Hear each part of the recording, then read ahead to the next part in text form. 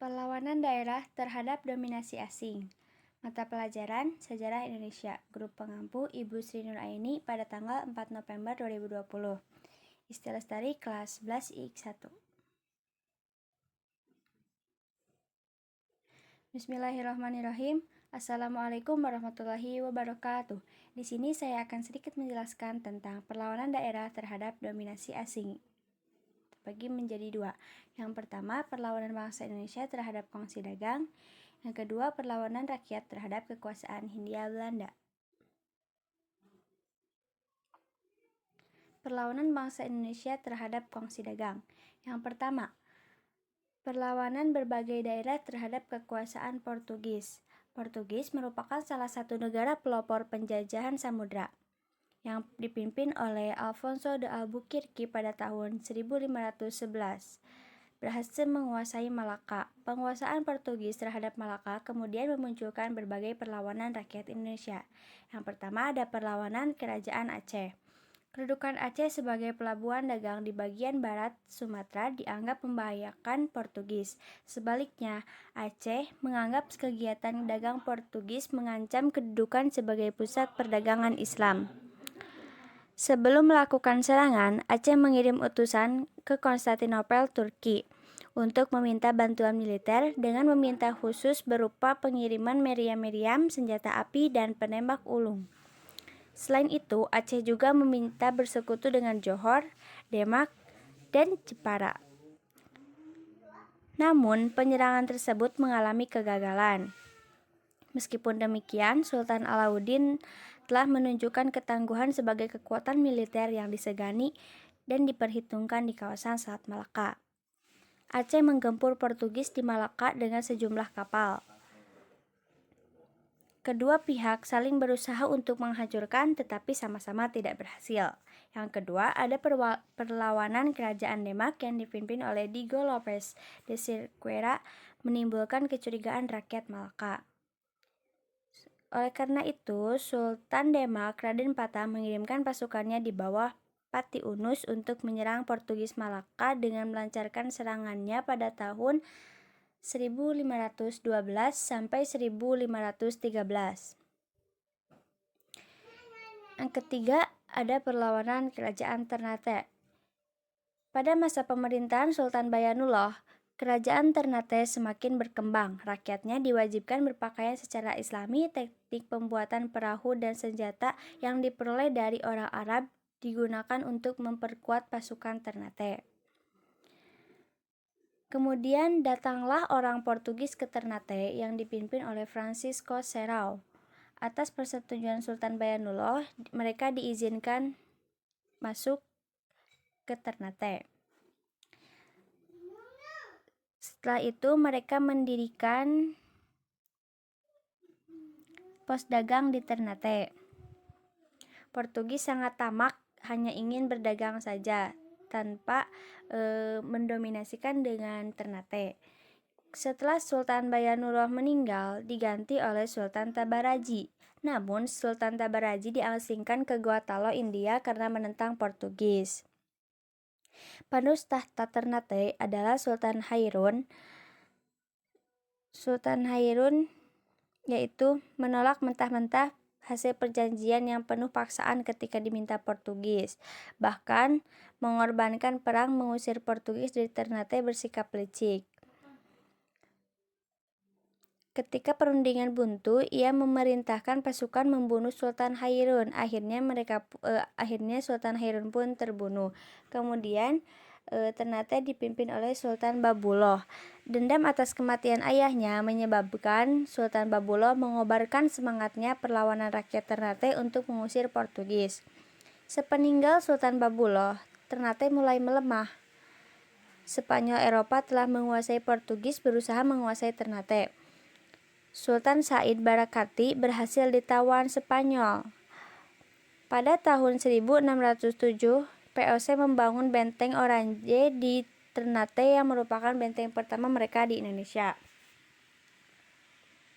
Kemudian kedua ada perlawanan rakyat terhadap bangsa Spanyol. Yang ketiga, perlawanan rakyat terhadap VOC. Nah, perlawanan rakyat terhadap VOC pada abad 17, Belanda menjadi negara perdagangan terbesar di Eropa ketiga. Semuanya itu berkat peran Jan Pieter Zoon sebagai Gubernur Jenderal VOC. Atas kebijakannya dan tidak segan-segan memerangi bahkan menghancurkan pihak yang tidak mengikuti aturannya. Sungguh luar biasa.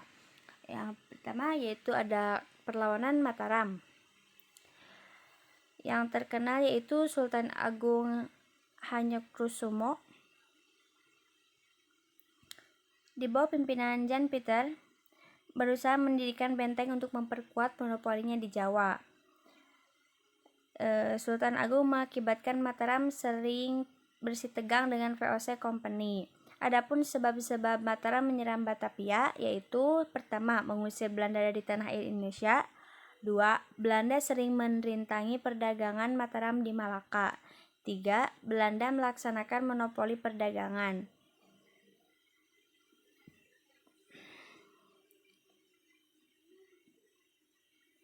Sultan Agung mengirimkan pasukan perangnya untuk kembali menyerang Belanda dengan menambah jumlah tentara dan mengadakan persiapan lebih matang untuk membalas dendam. Kemudian ada juga perlawanan rakyat Banten. Perlawanan rakyat Banten dibangkitkan oleh Sultan Ageng Tirtayasa atau Sultan Abdul Fattah dan putranya bernama Pangeran Purbaya atau Sultan Haji. Mereka menetapkan politik adu domba, divide et impera. Nah,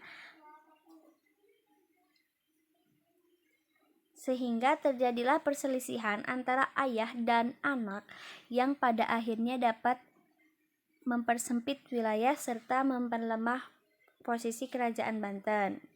Sultan Haji dibantu oleh VOC sehingga menghasilkan kompensasi dalam penandatanganan perjanjian dengan company.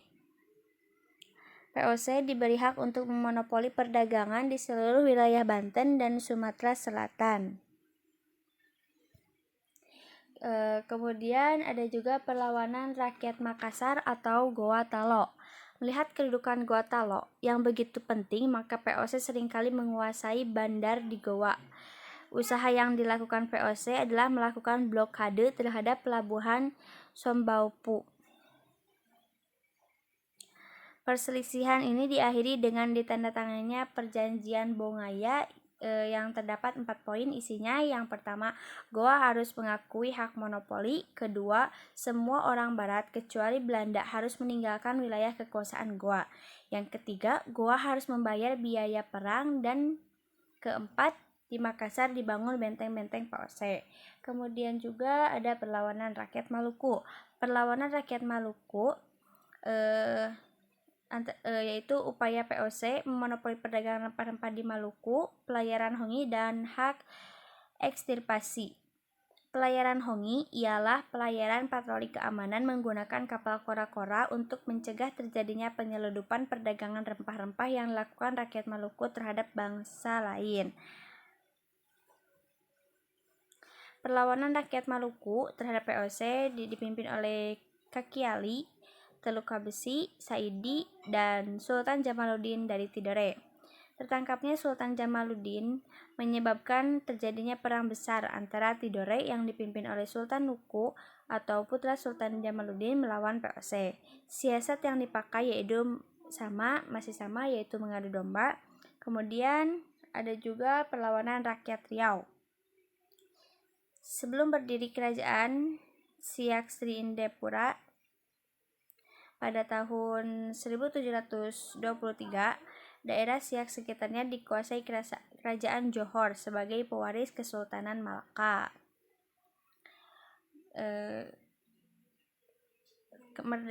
Kemudian merdeka pada itu menjadi raja pertama yaitu Sultan Abdul Jalil Rahmat Shah.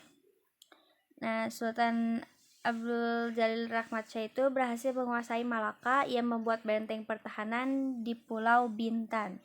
Pengganti Sultan Abdul Jalil Rahmat adalah Muhammad Abdul Jalil Muzaffar Shah yang juga anti VOC Malaka. Pertahanan VOC di Pulau Guntung sangatlah kuat, sehingga membuat kewalahan rakyat dan prajurit Sri Indrapura yang menyerangnya. Untuk itu memerlukan siasat baru untuk melakukannya. Itu sebabnya strategi ini dikenal dengan istilah siasat hadiah sultan. VOC masuk dalam jebakan dan setuju dengan ajakan perdamaian tersebut. Kemudian, atas jasa Raja Indra Pahlawan dalam mengatur siasat penghancuran loji VOC di Pulau Guntung tersebut, beliau diangkat menjadi sebagai Panglima Besar Kesultanan Siak dengan gelar Panglima Perang Raja Indra Pahlawan Datuk 50. Yang keempat ada perlawanan terhadap PIC Inggris. Ada perlawanan Sultan Hamengkubuwono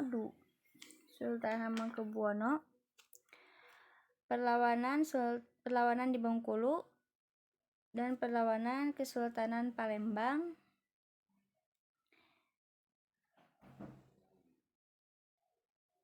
Nah, untuk perlawanan Sultan Hamengkubuwono II pada masa pemerintahan Raffles berusaha menegakkan paham liberal dengan berbagai program pembaharuannya. Namun Raffles tidak dapat mewujudkan program sepenuhnya karena meletakkan jabatan. Kemudian perlawanan dari Kesultanan Yogyakarta yang dilakukan oleh Sultan Hamengkubuwono II atau Sultan Sepuh, namun berkat politik adu domba akhirnya Sultan Hamengkubuwono II dapat dikalahkan dan diasingkan ke Pulau Pinang, kemudian ke Ambon. Terus juga ada perlawanan di Bengkulu.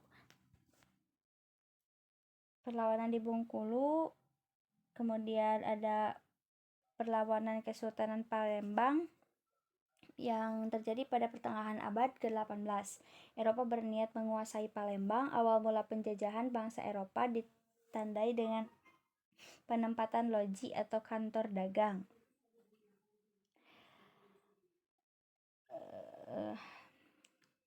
Terus di Palembang, loji pertama Belanda dibangun di Sungai Awur. Sir Thomas Stamford Raffles adalah orang Eropa pertama yang pernah bertemu langsung Sultan Mahmud Baharudin II, penguasa Palembang. Pada saat itu Raffles terpojok dengan peristiwa loji Sungai Alur, tapi masih berharap dapat berunding dengan Sultan Palembang dan mendapatkan Bangka sebagai kompensasinya. Harapan Raffles ditolak Sultan Palembang. Akibatnya, Inggris mengirimkan armada perangnya di bawah pimpinan Gillespie dengan alasan menghukum Sultan Baharudin II.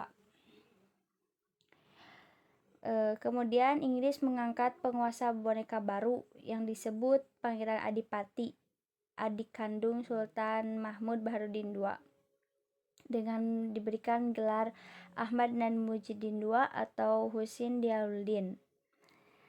Pulau Bangka dikuasai dan diganti namanya menjadi Duke of York's Island di Mentok dan kemudian dinamakan Minto, ditempatkan Meares sebagai residen.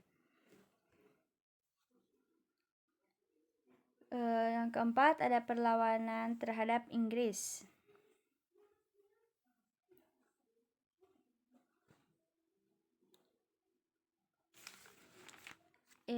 Yang kedua, perlawanan rakyat terhadap kekuasaan Hindia Belanda. Nah, terjadilah beberapa perang pada saat perlawanan rakyat terhadap kekuasaan Hindia Belanda. Yang pertama itu ada Perang Tondano. Perang Tondano yaitu perang yang berlangsung antara suku Minahasa dengan pemerintahan kolonial Belanda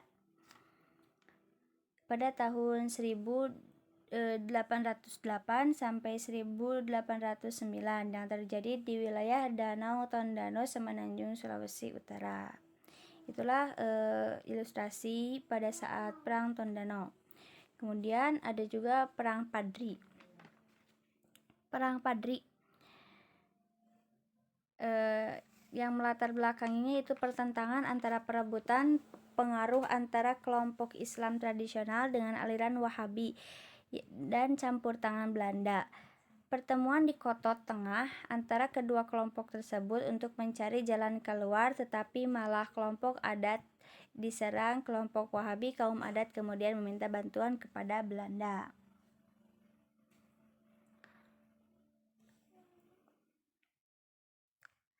Berikut sebab umum timbulnya Perang Padri, yaitu adanya perbedaan pendapat antara kaum Padri dan kaum adat.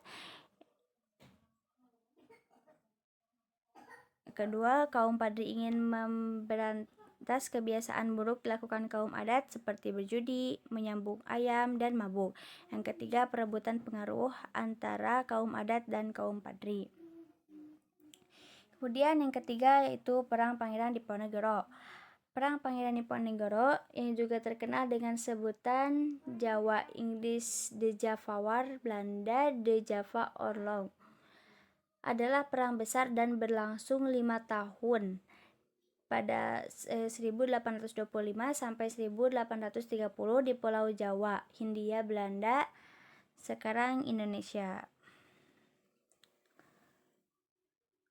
Upaya Belanda dapat mengalahkan Pangeran Diponegoro yaitu ada 5. Yang pertama, menggunakan sistem benteng sel-sel, yaitu Belanda mendirikan benteng pertahanan pada setiap daerah yang dikuasainya dengan tujuan mempersempit wilayah gerak Diponegoro. Yang kedua, membentuk pasukan anti perang gerilya. Yang ketiga, memberi hadiah kepada orang yang dapat menangkap Pangeran Diponegoro. Yang keempat, Belanda mengangkat kembali Sultan Sepuh supaya dapat memengaruhi rakyat. Yang kelima, menggunakan siasat berunding. Kemudian yang keempat ada Perang Aceh. Pendatangan Traktat Sumatera antara Inggris dan Belanda pada tahun 1871 membuka kesempatan untuk Belanda memulai intervensi ke kerajaan Aceh.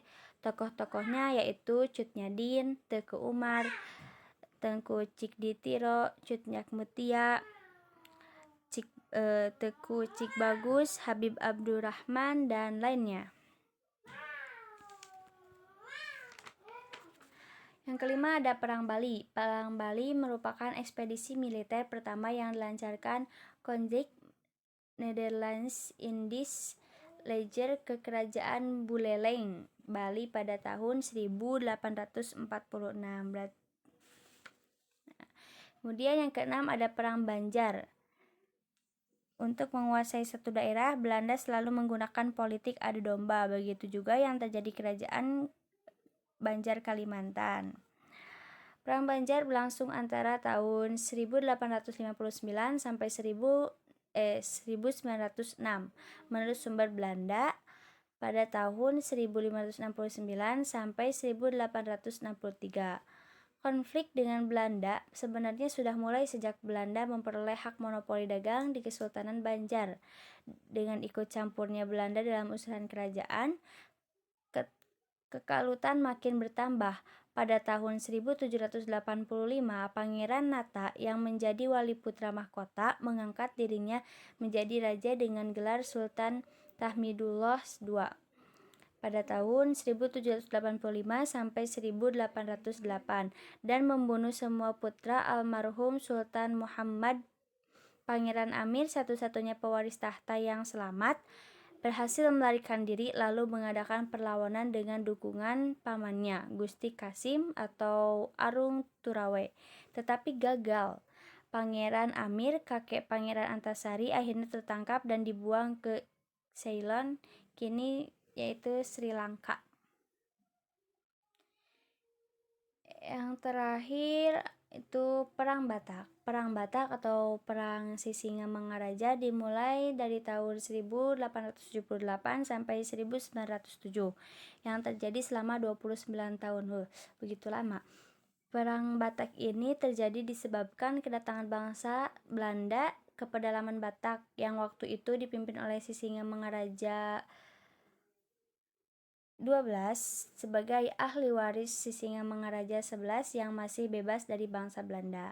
Alasan meletusnya Perang Batak.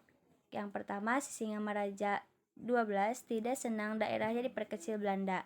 Yang kedua, Belanda berusaha mewujudkan Pak Nederlands Yang ketiga, Raja Sisingamangaraja, gerakan kristenisasi akan membahayakan tanah Batak.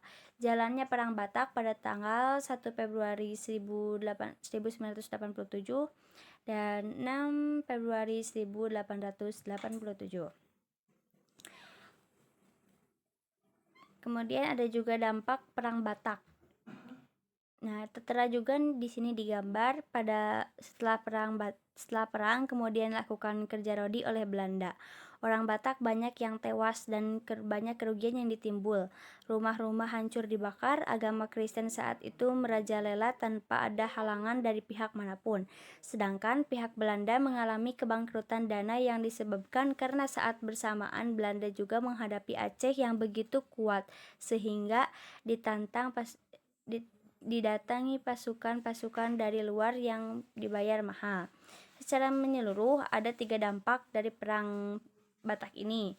Yang pertama pada bidang politik, yaitu seluruh daerah Tapanuli dapat dikuasai sepenuhnya oleh pemerintah kolonial Hindia Belanda. Yang kedua, bidang ekonomi, dikuasainya monopoli perdagangan di sana, terutama hasil perkebunannya seperti tembakau. Yang ketiga, di bidang sosial, yaitu tersebarnya agama Kristen di Tapanuli secara meluas yang menyebabkan berubahnya keyakinan masyarakat sebelumnya. Terima kasih atas perhatiannya. Mohon maaf atas segala kesalahan dan kekurangannya. Wassalamualaikum warahmatullahi wabarakatuh. Tasikmalaya, 4 November 2020.